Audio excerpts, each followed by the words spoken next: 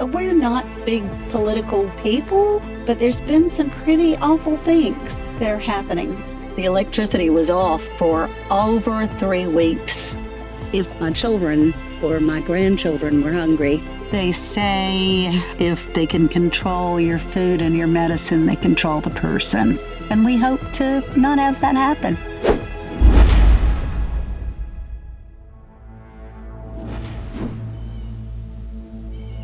In North Carolina, we are about an hour inland from the Outer Banks. I got her on the TV. I said, this is how big this storm is. It's almost 600 miles deep. And the winds at the time were like 150 some miles an hour. We did have some neighbors that were driving by, kind of like what you see on a tornado movie, saying, we're leaving, come with us. And we're going, no, we're going to be fine. I was looking to the southeast and I could see the dark clouds coming. And by 2 o'clock, we were starting to see the big limbs come out of trees. And about 3 o'clock, it got real bad. You can hear this boom, boom, boom. I asked my son, I said, is somebody running the base in their car or something? He said, no, Dad, that's trees hitting the ground. It sounded like a freight train, and the wind kept getting stronger, and I heard a pop. We were in there playing Uno. I'm sitting in the chair, and I'm looking out the sliding glass door, and I saw the tree go up. It took it straight up in the air. I said, where'd it go? I was afraid it was going to come back down on the house. I grabbed my son and picked him up and throwed him up against the wall. He didn't know what I was doing. It went in the ground 32 inches, and it was about 40 foot. After it was over, the electricity was off for over 3 weeks. Water was off for a little over 2 weeks. That taught me that I had better be better prepared.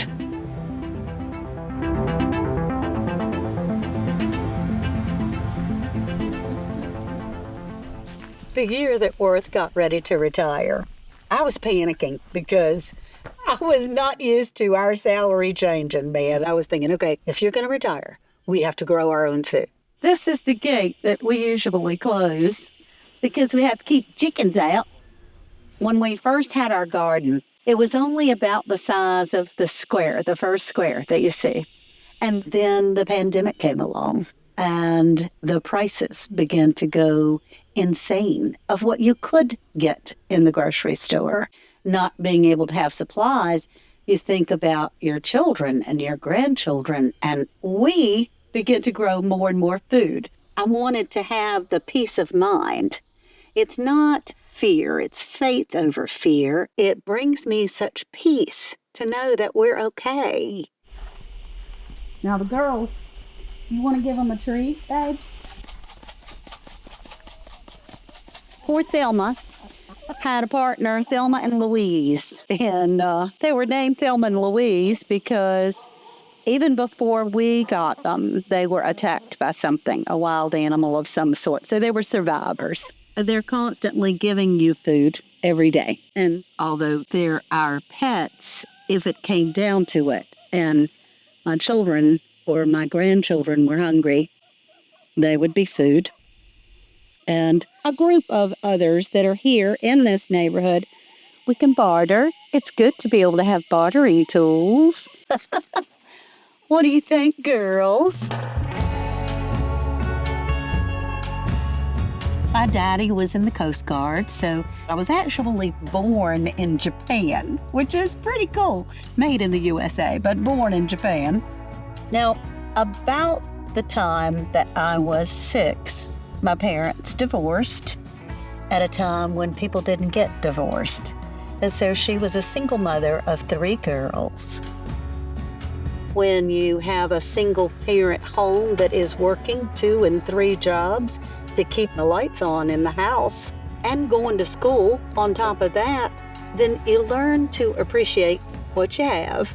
We had to be pretty self-sufficient. I met my husband when I was 18. Here's this handsome guy that can dance. He swept me off my feet. Those are my sisters. And that is Worth's baby sister. We married, and I started working at a little local radio station, 1260 AM radio. There's my babies. West and Sarah. We have lived in Edenton all of our married life, which is now over 45 years. So that's kind of cool. Right as Worth was getting ready to retire, we had a small garden because I thought that would be great supplemental food on a fixed income. When you grow your own food and then one tomato spoils, it's really sad. As you think, man, that took a lot of effort to be able to grow that. So to learn to preserve it is so satisfying. Here is our food pantry. We kind of moved the bed over to the side like normal people and put a pantry in here in our bedroom. You're running late at night, you're hungry, and I've got meals in a jar. We can go shopping in our own grocery store and go and pull a jar out, heat it up, and have a really good meal. And we know who made it and what's in it. And that's very satisfying. You can some things that are unorthodox. And as far as preserving meat, so there's not too much to it. I have put seasoning in here before, and it doesn't really hold up all that great. Get the air out. This makes really, really good turkey salad. Just gonna put them in the can. Turn it on. There we go. And we're going to use the solar generator to be able to see how this works. When we were out of electricity for such a long period of time, we were for sure not going to live that way again. So we did purchase a generator. Through solar generators, you just have to have the sun. And if you don't have the sun, there's ways of plugging it in your car. In our quest to be more self-sufficient, I've learned and am learning and will continue to learn to make our own soaps, our shampoos. I've made our own laundry detergent. We like to make our own cleaners. You can still run to the dollar store while it's there, but if something were to happen that it's not there anymore, you have the knowledge to be able to do it yourself and to be self-sufficient. I've also understood to utilize everybody else's knowledge and to give up the fact that, hey, I cannot, nor do I desire to know how to do every single item to be able to preserve or save or help your family with medication. But I know somebody that does somewhere, or they'll know somebody that does.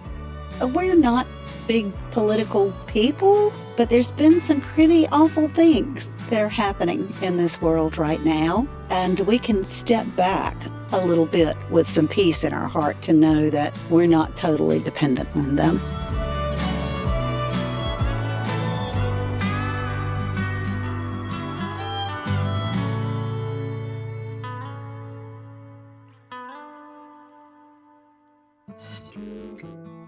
What really led me to the company of OUPES was the fact that they have a help program where they save 5% of all their profits to be able to help others that don't have the means of buying a solar generator. I have asthma and have had to use a nebulizer before to save my life. That to me shows that this company has heart, that they're doing things for the right reason. They're trying to help people to be able to survive in tragic situations.